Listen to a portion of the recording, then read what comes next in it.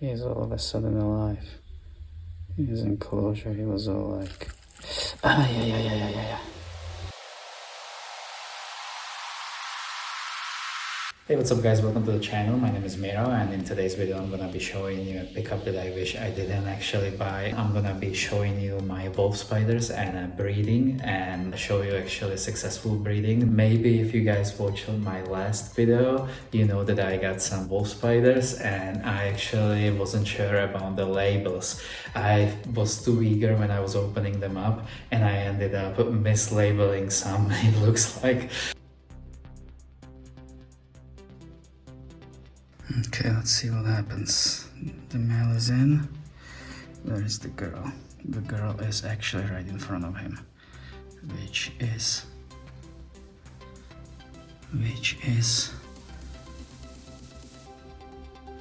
she's got a mouthful.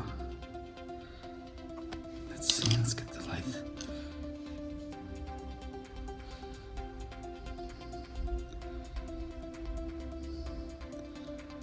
Okay, you see, this is when it goes right. I can't believe I was pairing him up with the wrong female. They just look so different, this male and a female. And even though he's like so much smaller, he looks like an almost copy of the other Lycosa. After them having a good time and him flipping her over and over for like 15, maybe 20 minutes, I had to actually get something done, so I left them alone and just left the enclosure open in a bigger enclosure in case he needs to run out, something happens when they disengage. And I was kind of hoping when I come back I'll be able to actually record the disengagement, but I wasn't able to. But it was still kind of cool to see. I have like 15 minutes of footage of this, guys. If anybody wants, guys, I'll give it away too if you want to see, you know, spider flipping another spider.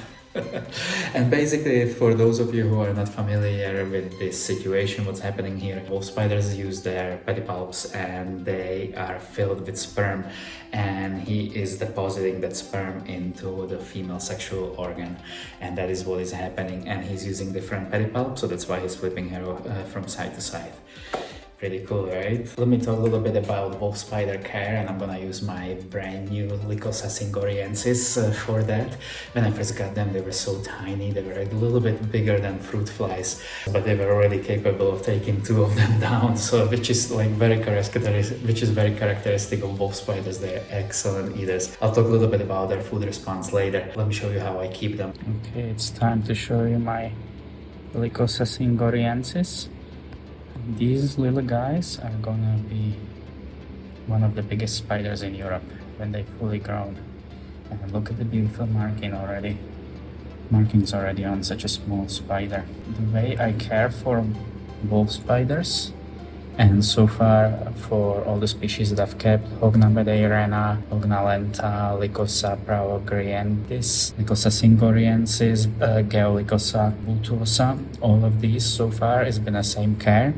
I give them a substrate for them to dig in little burrows, and then I give them something to climb on and something to mold out of, basically. So when you see this little cork bark, they basically hang from it and mold from it, just like huntsmen would. I keep them mostly dry, but I water one corner of their enclosure at least like once a week. Next, let's talk about their feeding. So wolf spiders are excellent eaters. They eat more than any spider in my collection. They can really go at it. I usually like to feed my true spiders no bigger prey than their abdomen, but sometimes I make exceptions if it's something like a cockroach that can really hurt them back, that doesn't have big spikes or anything, or a cricket that can bite back. If it's just like a fly or something like that, then I can make an exception and make the prey a little bigger.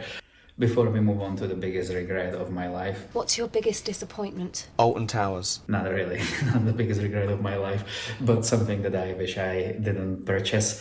Let me show you a few clips from the expo in Prague. I added a few prices and a few conversions, so you guys can kind of see how much the spiders cost here, but consider one thing, that people here make less money than most of the people in the United States. So on average, the person in the United States will make more money than the person in Czech Republic.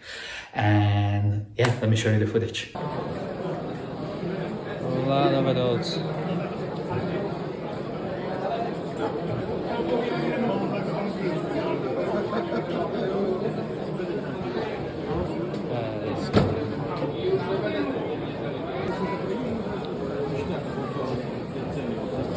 prices are in crowns, so if you guys wanna know. Blondie 1500.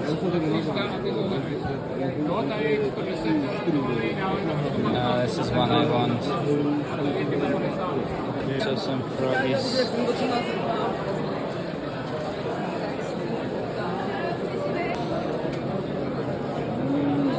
Beautiful.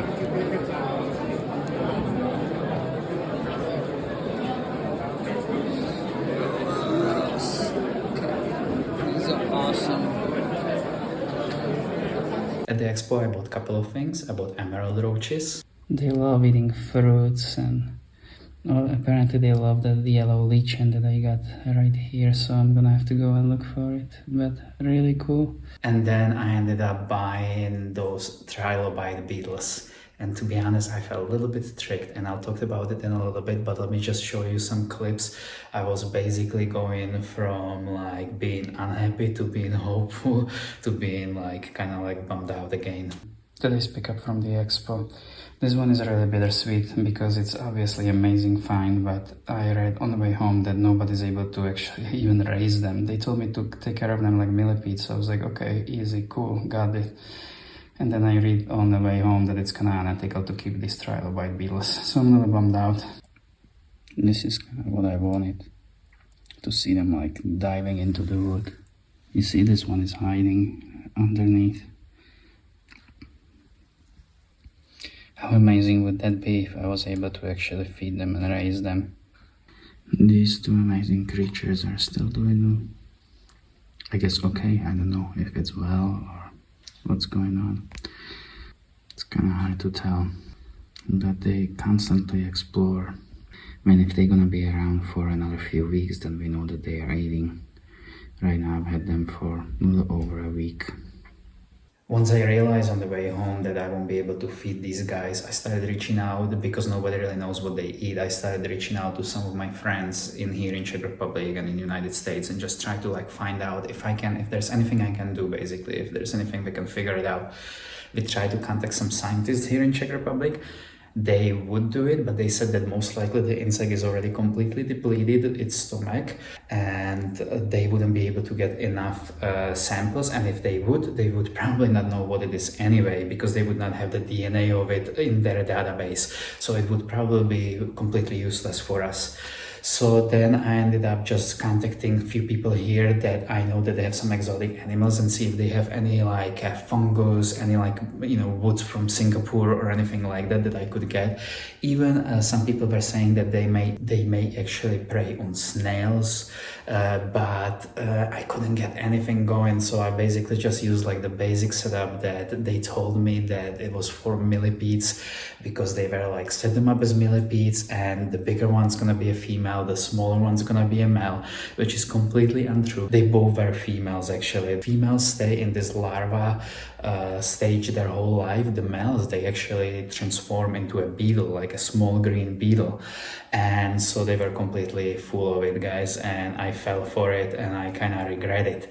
And next expo, when I went in November, and I picked up some cool stuff, but I also saw some really interesting beetles that I wanted, some predatory beetles. But since I didn't know much about them, I was asking more questions, and I did a little bit of Googling, and I realized that if I won't be able to basically breed them again, because they specialize in like laying their eggs into ants' nests, so I wouldn't be able to provide them that. So I decided to just leave them there, because unless I'm gonna be able to breed it, I don't want it to be taken out from nature, to be honest. I just get a captive bred, otherwise, you know, there's no reason for me to do that.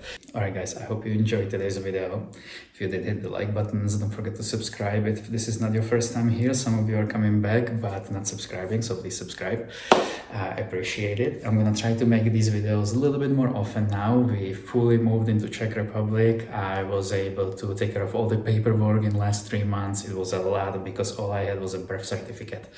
My passport, my Czech passport expired, so I came on my American passport. I realized it at the border, because I thought my Czech passport was still valid, but it wasn't. It expired like 2 months ago, so 2 months before I entered the Czech Republic. So it was a lot of work, a lot of bureaucracy, a lot of running around, and they just didn't have time for any passion projects like, you know, making videos for YouTube.